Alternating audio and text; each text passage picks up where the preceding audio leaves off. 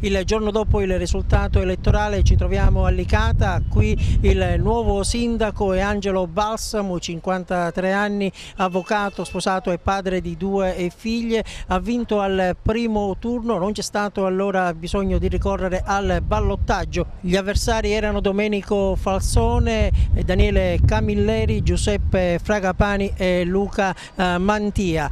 Dunque Licata ha il nuovo sindaco, il successore di Angelo Graci, Angelo Balsamo. Come ha trascorso la notte? Ma la notte è poca perché noi siamo stati in attesa dei risultati ufficiali sino alle 3, 3 e mezza.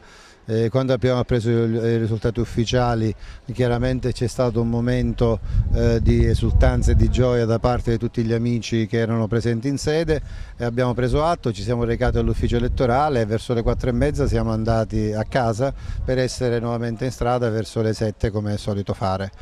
Lei 5 anni fa perse al ballottaggio, la vittoria di oggi può essere letta come una sorta di riscatto?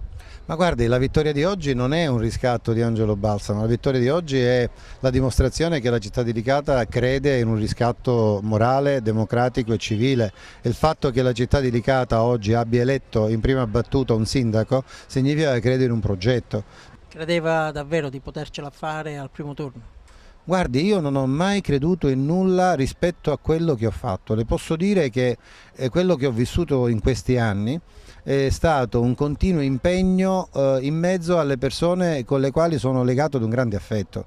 Veda, questa vittoria, questa mia nomina a sindaco, non è un riscatto politico come lei prima mi ha chiesto, è il riscatto di una città. La vicenda giudiziaria scoppiata in campagna elettorale, secondo lei ha frenato il suo successo o l'ha aiutata?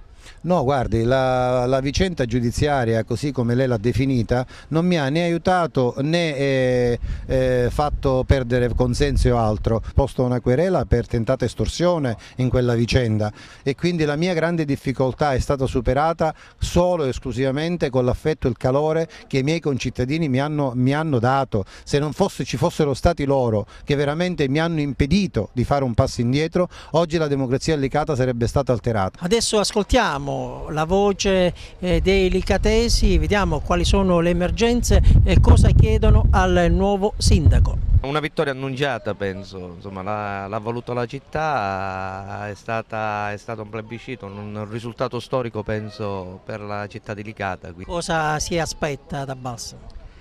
Da Balsamo mi aspetto che governi la città e la governi bene. Speriamo che fa cose buone e noi saremo con lui. E il popolo è tutto con lui. Cosa chiedete? Che migliora tutte cose, la polizia, tutto lavoro. Tutto, il lavoro per i giovani. Portare l'acqua da GPS, farla differenziata e pulire il paese